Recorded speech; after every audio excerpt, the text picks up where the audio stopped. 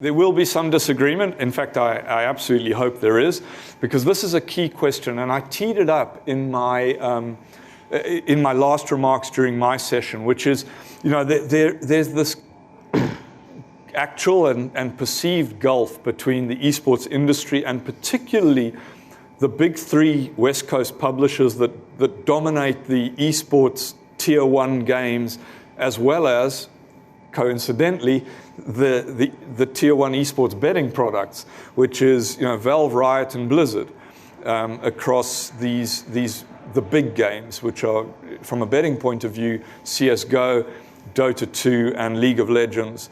So that abyss is what we're trying to narrow, and what we're covering in this session, which is, can those two things, can the esports industry coexist in peace and harmony with the betting on esports industry? And we've got a fantastic panel to do that. So what I'm going to ask each of them to do is, firstly, tell them name and where they come from, although you can see that, but what's your connection? How did you get into esports, and what's your connection to the betting industry from that? So we'll start at the far end with Nick. Hi, I'm Nick Nocton. I'm a partner at Mischcon, Reya, which is a law firm headquartered in London. I am a gambling regulatory lawyer for my sins, having started off in a sort of more traditional litigation background. I became a licensing and regulatory lawyer, and as remote gambling and the gambling industry developed, I became more and more interested in things like social gaming and sort of the gamification of gambling and vice versa. And so I first advised on this sector. I advised publishers around the time that the Gambling Commission first looked at whether or not, or the area of convergence between games and gambling, and specifically the design of tournaments, and whether elements of chance within games might render a game or part of a game a game of chance. So that's where I came to it from. We now have seeking to grow an esports business, and we advise on immigration matters, contractual matters, all those kind of things which are perhaps more directly day-to-day relevant, but the gambling regulatory overlay is something that's constantly in the background, in particular for the publishers, and we can talk about that in a minute. Yeah, but most of my clients are actually regulated gambling businesses. Good. Okay, those are the ones we like. And Quentin. Hi, I'm Quentin Martin. I'm COO at Luckbox, which is an esports betting company, live in most of the territories in the world at the moment. How did I get into esports? So I was a pro gamer as a kid. I played Magic the Gathering professionally, as well as Unreal Tournament, Mario Kart, anything that would pay me money. And then I realized that poker would pay me a lot more money. So I played poker for a living, and then that ended up with almost a decade at Poker Stars, or the Stars Group, where in the end I was running the free-to-play gaming studio, coming back to my gaming roots and consulting on some studios as well. And then the opportunity to get involved with esports and betting and fuse those two, the gaming environment and the gambling, is kind of what led me back into Luckbox. Thanks. Leanne? Hi, my name's Leanne Johnston, and I'm the CEO of Affiliate Insider. We're a digital marketing agency, and I've been in the sports betting industry for almost 2 decades, working with both football clubs and also various sports betting brands. So I guess I'm the unicorn in the panel that's going to give a completely different perspective to the rest of the esports group, but hopefully you'll find it interesting. Good. Stepan. Hi, my name is Stepan. I'm from Parimatch company. It's a traditional betting company. Huge one from Russian market, Russia, Ukraine, CS market. How I came to esports, it was too long time ago. I was semi-pro player, maybe 15 years ago or something like this. After that, I worked for a big football club as a media manager. After that, for five years, I was producer of all events of one of the biggest in the world, I think, tournament organizers. It's a company from Eastern Europe, from Ukraine, Starladder. So I know everything from other sides, from the side of the player, from the side of the team, from the side of the tournament organizer, and right now I know from the side of the betting. So I'm on the dark side, or maybe on the right side. So right now, at the moment, for me, it's very, very comfortable to discuss all of the, I cannot say problems, yeah, we have only the issues between industry and betting company. So we're here to discuss, and I'm happy that we have such possibility to discuss it after all. Thank you. Thank you. Before we go into that relationship between straight betting on the outcome of events in esports, I want to cover something else that's been somewhat controversial. It depends where you sit in the industry, whether you find this interesting or not. But I hope we can make it interesting for you. Is there may perhaps be the perception, particularly amongst publishers, that they are beyond regulation or irrelevant to regulation in terms of betting. But I think most of us, certainly here, and probably many of you in the audience, know that there is in fact a more direct overlap between publishers and games and what they're doing currently, and the concept of gambling, and that's loot boxes.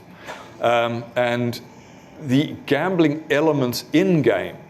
So how many of you play mobile games, like on your phone and stuff, right? Yeah, all of us slightly addicted. Yeah.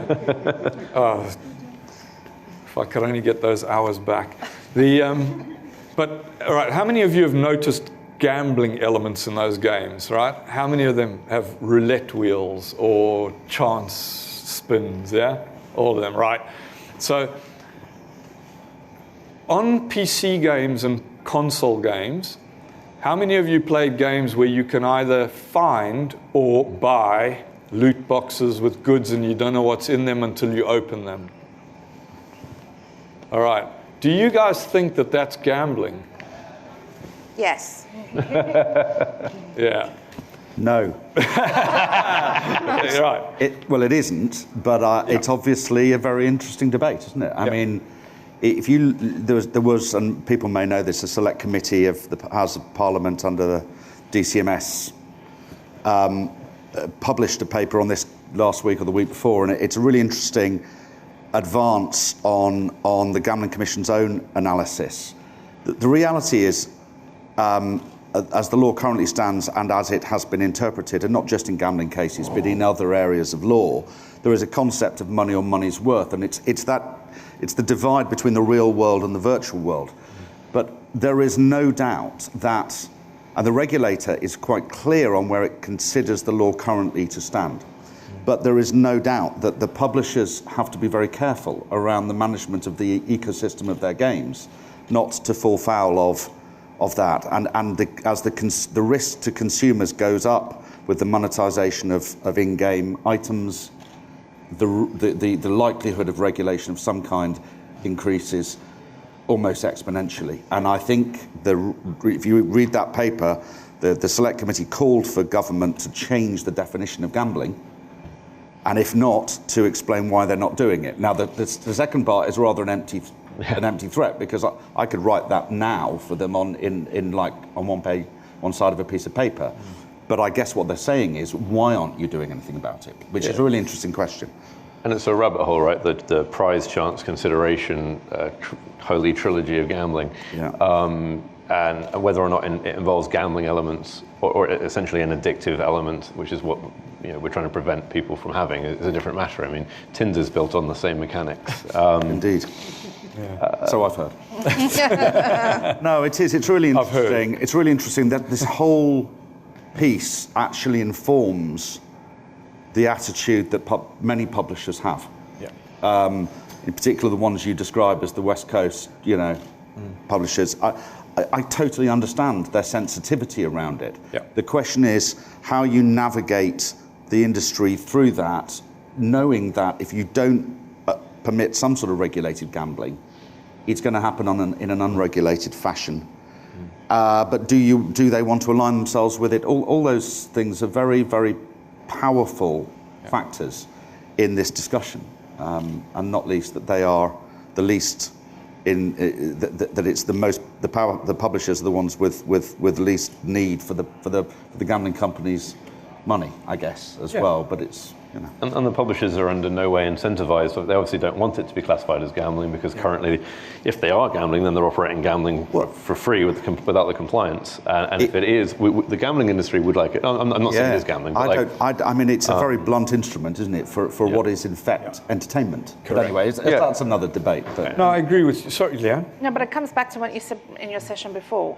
We can't ignore it because it's happening anyway. So whether you think of a loot box as a acquisition promotional model to promote your game, or whether you think of it as gambling, some sort of regulation needs to exist, and we need to put those best practices in now before it does become messy, like it did in the sports betting industry. Well, that's what I wanted to ask, because there's another element which we'll throw in, and you can comment as you like on it, which is the RNG, the random number generator element to certain games. Does anyone play Hearthstone? Oh, addictively. Yeah, exactly. I mean, it's a great game, and even Clash Royale, which is probably slightly like entry level for the same idea, right? Oh, I'm being so patronizing, I'm sorry. That it's also a great game. But the point is that there's that element of chance that overlaps between skill and chance that brings the games companies, these publishers, into the realm of potential regulation. So before we move on to gambling, what are your views on self-regulation with the industry? What chances are there? What do you see the chances of the industry actually getting together and creating some coherent standards around these issues where they self-regulate, or are we doomed to some kind of intervention from a government or a regulator? So I've worked in free-to-play gaming and I've designed these mechanics in multiple games. And the fact that there's an RNG, there's no problem with that. It's very easier from a creative, it creates a better game experience, etc. It's when you come to someone's paying for something, plus an RNG, plus something of money's worth, that it becomes gambling. Yeah. So if there's a secondary market like Valve's skin market, etc., then it's gambling.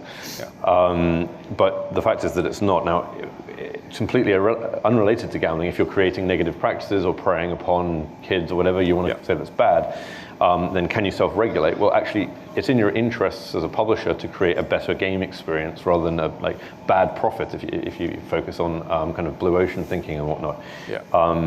So, although certain countries like Japan have regulated their gacha or loot box mechanics to show the probability of prizes and to restrict the lack of low probability outcome of the highest value prizes. As a game designer, it's in your interest to make sure you actually hit those more frequently so you can create the correct endorphin rush to encourage people to stay in your game. So yes, I think game publishers will self-regulate over time. They need to come together and agree to it, only if they genuinely fear government action and they're trying to get ahead of the wave. And are we there yet? In the marketplace? No. Of the government or of the games? No, as in like the games providers coming together. Some of them are trying to in certain spaces, but I mean, if you look at EA and what they did with Star Wars Battlefront, there's still far too much money to be made from a freemium model to even incentivize them to start to self-regulate too badly. But if you look at the community backlash that game generated and the immediate patches that they took effect, I think it's like a natural equilibrium where the users who were used to these premium titles are now getting used to the freemium titles and that bizarre overlap in between. I think it will self-regulate. The experience from the gambling industry was historically that there were too many conflicting interest groups. The online casinos didn't have the same interests as the offline bookmakers or whatever it was. But when at least in the UK industry, for example, there is at least a single strong trade body. But there doesn't mean that those conflicting commercial interests won't continue to be different. So, but I mean, I wouldn't expect the law to change very quickly, but we are now seeing serious conversations about that happening in certain limited areas. And my personal view is that there are other ways of dealing with it under the existing consumer law, but if they don't self-regulate and put in place, for example, deposit limits or even self-exclusion was talked about, but it doesn't even have to be universal. But I think there needs to be a strong narrative for the industry to avoid, to push that back.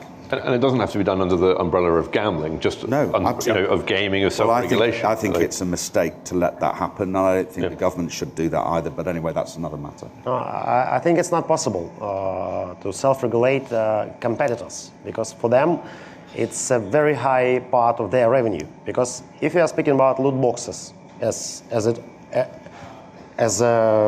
loot box, so all of these games are free to play. We choose the game to play without any payment to play it. We just download it and try to play. And for the game publishers, for them it's very difficult just to make a line between like monthly active users and some retention tools and the just additional revenue, and that's all.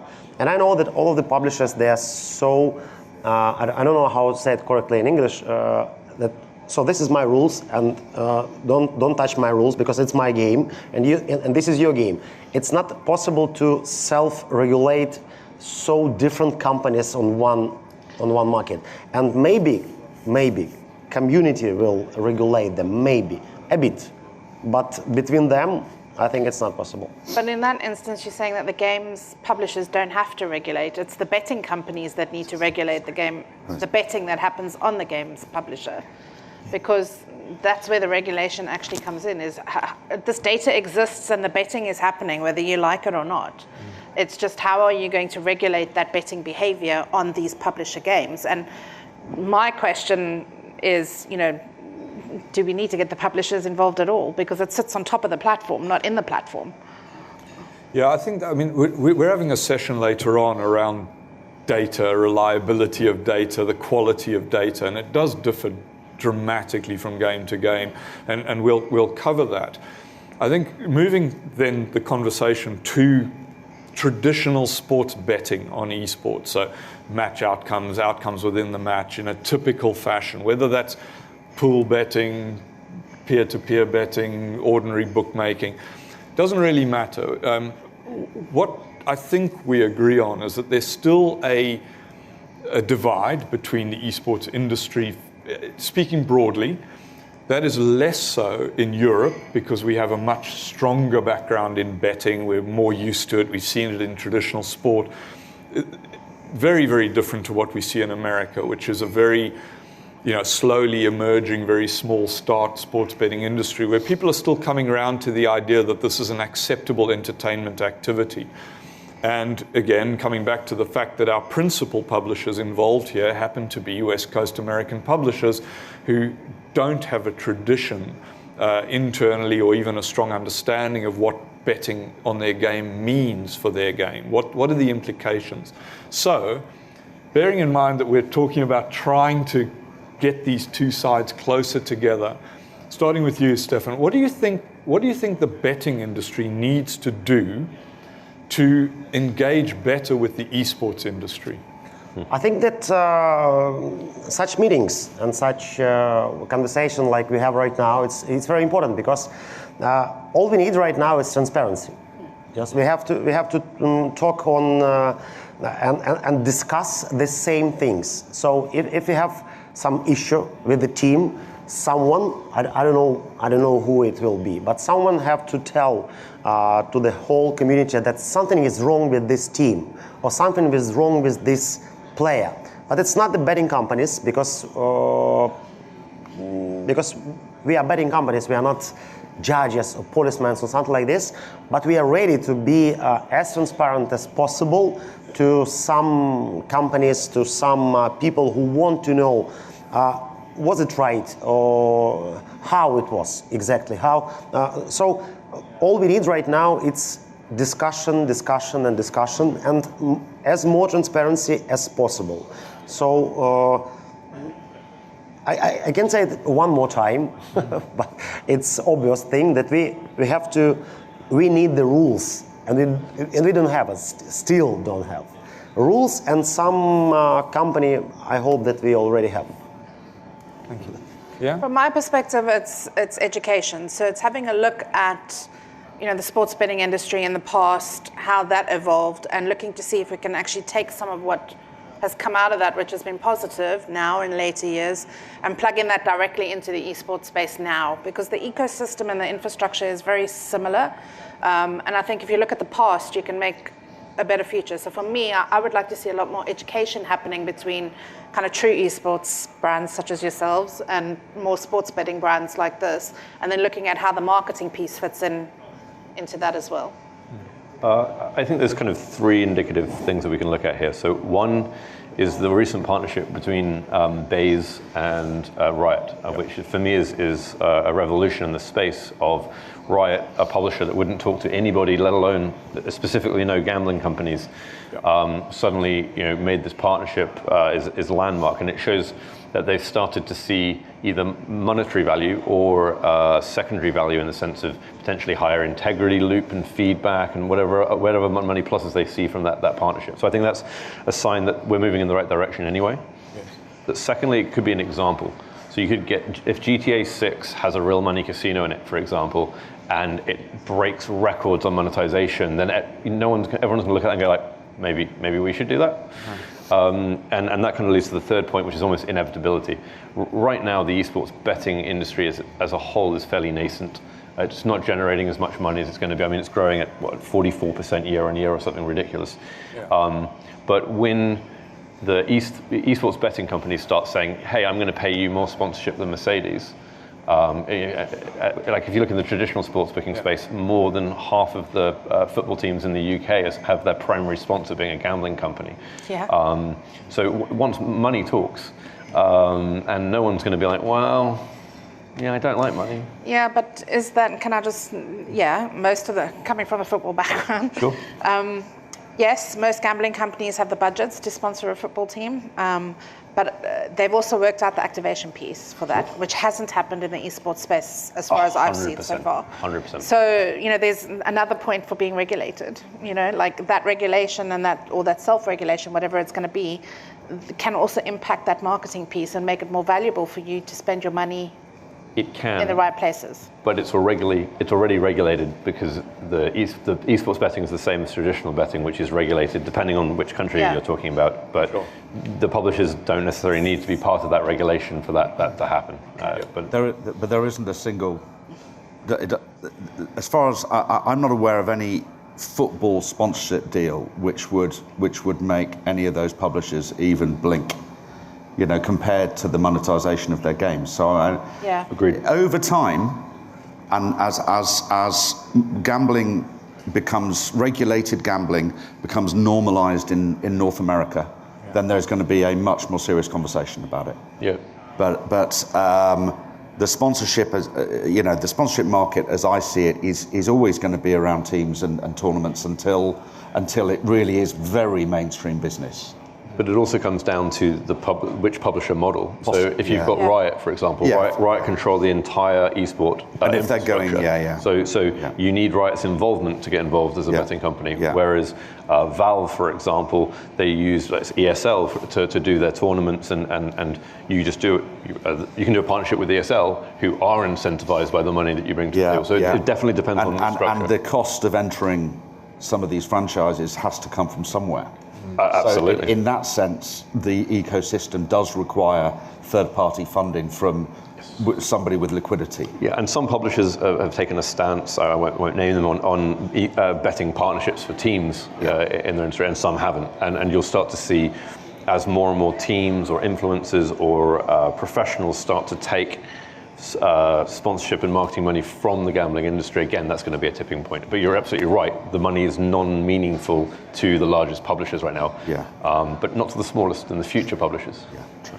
Yeah. We've had an interesting thing which ties in with this, because part of the reluctance that has been publicly stated by some of the publishers and leagues is that the average age of esports participants militate against betting in esports. So what do you think? We'll start with you, Stepan. We've had a question from the audience on this. The average age of esports athletes causes more issues. Do you think that's correct, first of all, or do you have a broader perspective on that? When you mentioned like the mobile games, how many of you have children? and they're playing also mobile games. Yeah? Did you realize that they have also in social mobile, from the childhood, they have some gambling points, yeah, something like this. Because I realized that I saw in my daughter mobile, like, what's going on? It's a wheel. So age right now, it's so, as for me, just my own opinion, that it's so, it can be described that if you are 18, everything is all right with you. 19, okay, you are a grown-up person. 20, completely new life for you. You can be a president and whenever you want. The age right now in online business, in online environment in general, does not matter at all. We just have to understand that if regulations, not always, but oftenly based on the age. So you can play, you can start making the bets from some age. Okay, it's okay.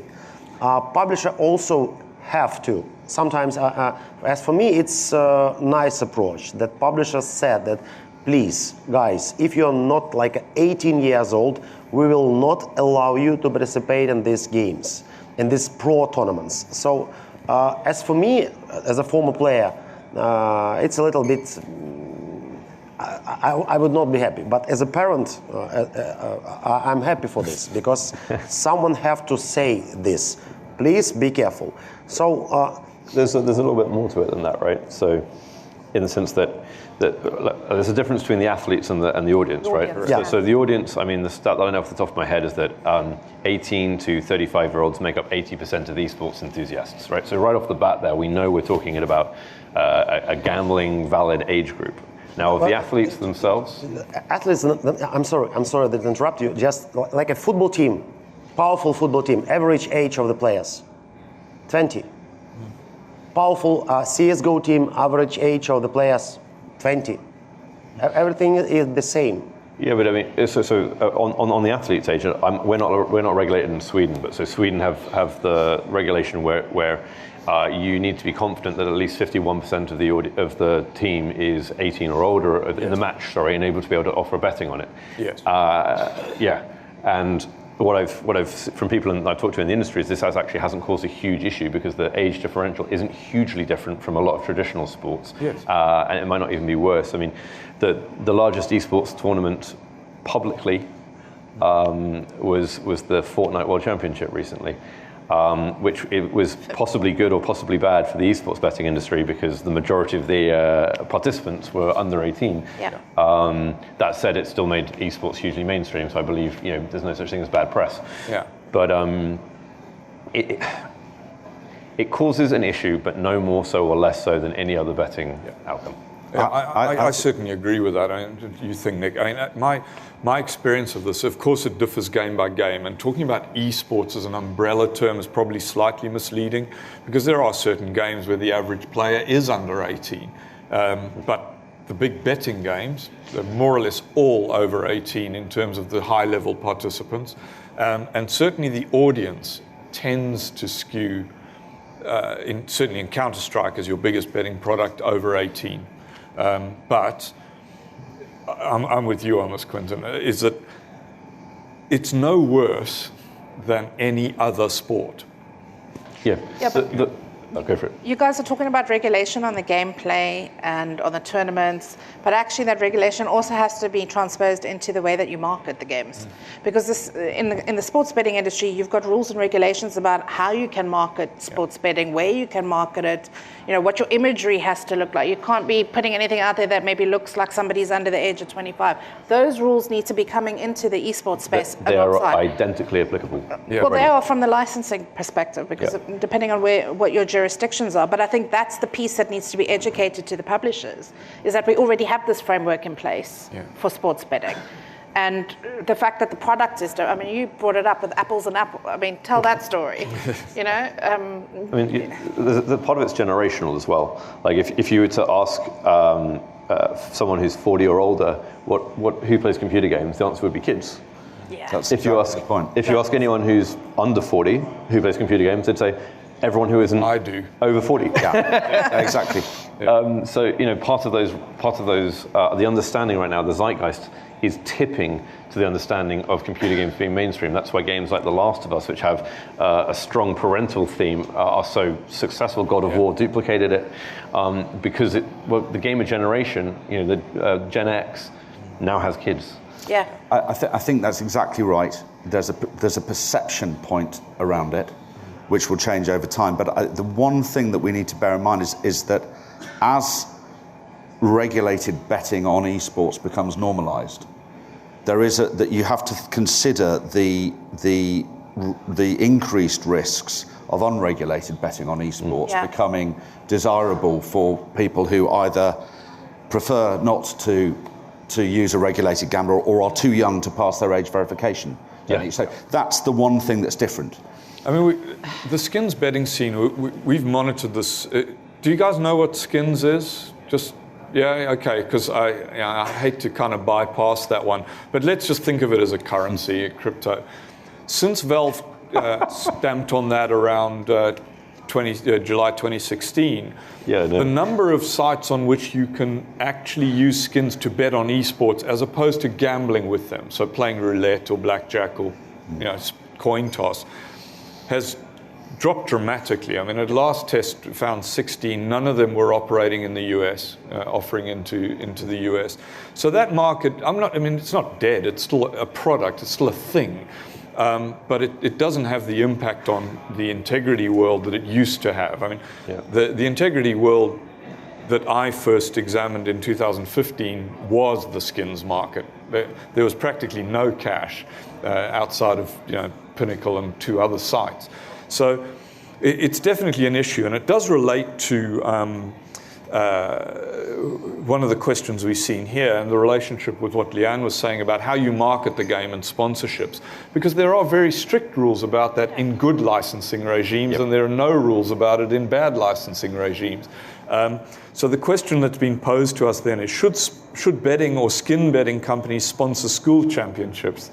I mean, it's blindingly obvious that they firstly probably wouldn't be allowed to, but there's a serious side to this. Is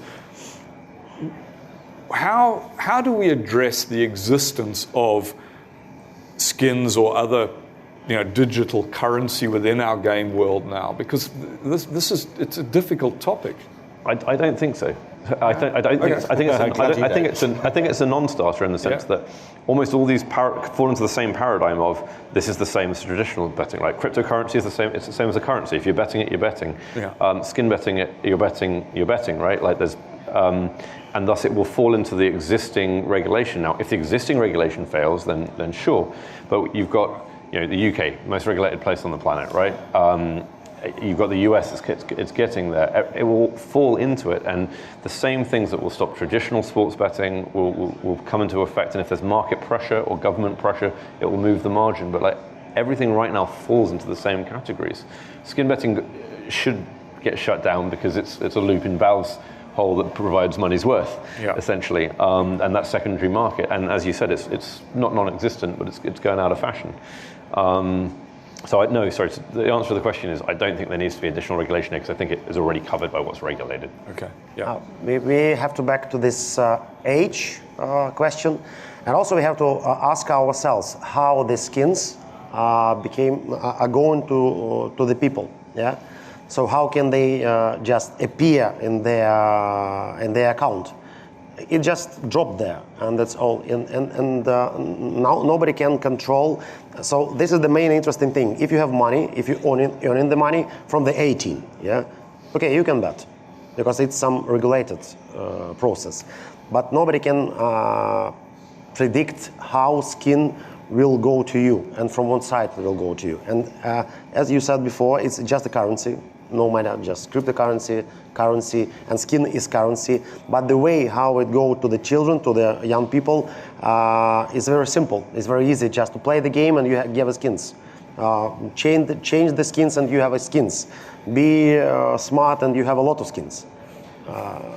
And more than a lot of skins. So I totally agree with you. If it's possible, just to shut down all of the companies who operate with the skins, and also start to ask more questions to the publishers, how it can be regulated, because it has to be regulated, especially any skins operations in general. Well, I mean, Quentin's right. To the extent that there are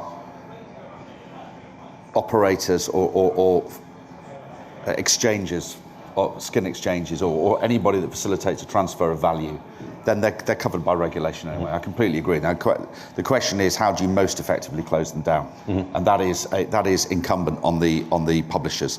And to be fair, they did a lot of that back in 2015, 2016, when the regulators started knocking on their doors. Yes. Yeah. So let's move on to how the ideal relationship between the sports betting industry and the esports industry.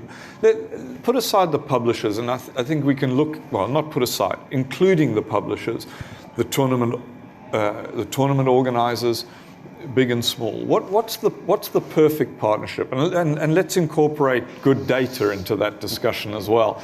How does that look? What would you like to see from your unique positions within the industry?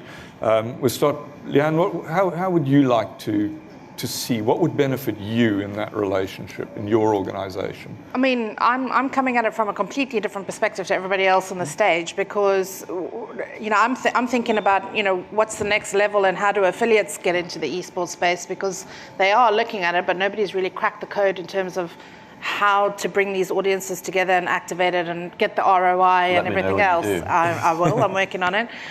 So for me, it would be transparency, which is what you said, and actually understanding each other's data and figuring out how do we actually work to monetize the audience at the right age group, at the right price point, because this industry is huge. There is the kind of younger guys, the 18-year-olds that are coming in, and then there's the 40-year-old something people. And they're two totally different audience segments. And, as from a sports book, I'm kind of looking at the latter half of that audience segment. So I'm not really looking at the 18-year-old, because I want the guys with more money. So, and how do we actually work in partnership together? And I think people like you, who have both a strong sports book and an esports product, you're kind of looking at how that's marrying, but nobody's really cracked that yet, as you said. So. For me, I'd want to have more data, more transparency, and I'd want to understand how do we actually work cohesively together to bring the two markets to, working collaboratively, I think. Okay. I mean, I think in the long term, to not sound like a broken record, it will just tend to what the traditional sportsbook model is, with good use of data rights, good partnerships, sponsorships, marketing, two-way endorsements with teams, etc.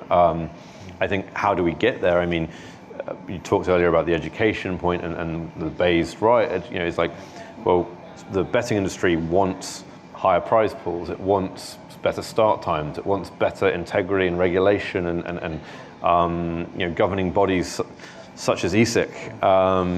And those are going to be part of the steps that will help tend in that direction. I think data rights is probably the easiest way to talk about it, but we've got a session on that later on, so I don't want to go too deeply into that. Steal my own thunder on that one. Nick, do you have a view? If you're acting for the publishers, what do you want from the betting industry?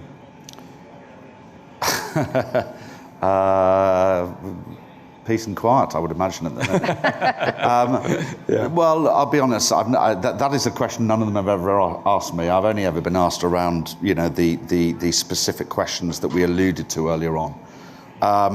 What would they want? They would want confidence around the sort of data feedback. They're only going to be going into these conversations if the money makes sense and if they feel that the integrity of the overall economic ecosystem of their game will be enhanced by the skill set that the regulated gambling companies can bring, because either it avoids unregulated gambling or somehow adds to the investment in the product generally, or as we discussed earlier on, helps teams to participate and the business to grow. And therefore I would be looking to see well-regulated, transparent betting businesses who have invested in integrity teams and who are able to give a coherent message about the value that they can add from that perspective. And there's space there not only for those who have a sports betting sort of background, but also those who are more esports focused because they understand those markets, I suspect, better. You know, they will be suspicious that it will be a purely exploitative business, and that's a major hurdle to get over. I'm not saying that that's what I've been told. That is what I suspect that they think. No, I think that must be right, and I'll come to you, Stepan, in a second, is that what they want is a safe environment that is remunerative. I mean, again, I'm guessing that based on lots of conversations with them, and I think we're moving towards a point where that's actually possible, as long as they embrace good regulation and work with operators and regulators that are doing things properly. Unfortunately, there's a massive market out there that doesn't fall into that category. A lot of operators in largely unregulated territories offering very unsafe environment for betting. But Stepan, what do you think? You know, everything that's going on right now, like unsafe on the territory that you mentioned, like 2 weeks ago, it was a big interesting issue with the biggest English football clubs, really very famous. I'm talking about Liverpool, Chelsea, Tottenham, that they have some relationships with one betting company from the sponsorship side, and they have found some, how can I say it, issues that cut ties with this contract. And this is the way how the industry can regulate partnership between betting companies and traditional sport. I think that the same way and the same situation has to be in esports industry and the partnership and sponsorship between betting companies and the teams, organizers, and something like this. Also, from the point of view of tournament organizer, and also from the game owner, from the game publisher, if you can track, and sometimes I can track it, how many people have understand that the game even exists from the betting side. It's very interesting that a lot of people on the big, huge companies, they are going on the like a desktop version. They see football, basketball, tennis, and esports. And what they see in esports? Dota 2, League of Legends, Counter-Strike. So it's some kind of win-win situation for the game publisher, because the betting, it's a really big part, huge part of digital entertainment right now. And we are also making one small pluses to the whole esports industry just to offer them on our websites. So everybody just to have understand that it's win-win and try to regulate. Our most important question, how? Right, thank you. We've got 2.5 minutes left. So if there are further questions from the audience, I'm going to drop one that I can read down there. If we have a look. So, is there a lack of harmony between esports and betting specifically for Dota 2, and how can this be improved? Well, I don't know if anyone's got a specific view on that. I mean, I think all I would say, which I said in my previous talk, is that is there anybody from Valve here? I suspect not. Maybe, who knows? You know, I know this company. Keeping secret. No, look, the point is that Valve operates in a fairly unique manner as a company, and my direct experience of this is that the two major games that they publish really don't interact. So there's a Dota section to Valve and there's a CSGO section, and there appears to be, to an outsider like me, zero communication across that divide. So I would say ESIC and I have a very good relationship on the CSGO side. We talk to them all the time. We cooperate, we exchange information, ideas. We don't always agree, but we get on. The Dota guys have not responded to an email since 2016. They never respond to anything. The match fixing in Dota is increasing exponentially, particularly since they licensed into China. And that's where I stand on Dota. I think these guys don't care, and it makes me not care what happens to their product, because eventually Dota is going to be murdered by this. They care. They really care. And that's their problem. Do they? Yeah, they care because they have, on other side, in Dota 2, they have tournament organizers. Because right now, ecosystem for the tournament organizers, because they are independent from Valve. Yeah. And Valve help them with the prize pool and help them with some public relationships and something like this. But that's all. That's all for the tournament organizer. It's not interesting from the point of view of profit. They have to be profitable organization, just not to do in esports events all the time. And the tournament organization from the side that are not on the stage, they are every time, every day pushing Valve, please do something with the betting. Do something with the betting because they need this money to organize better tournaments and after all to organize better environment. But sorry that I have to repeat this with the regulations that we're discussing right now. That's all. Anyone else have a view on that? Want to kick in? No. Okay. All right, good. Well, that's probably best avoided as we hit the 4 zeros on the thing. Thanks very much, and thanks to the panel.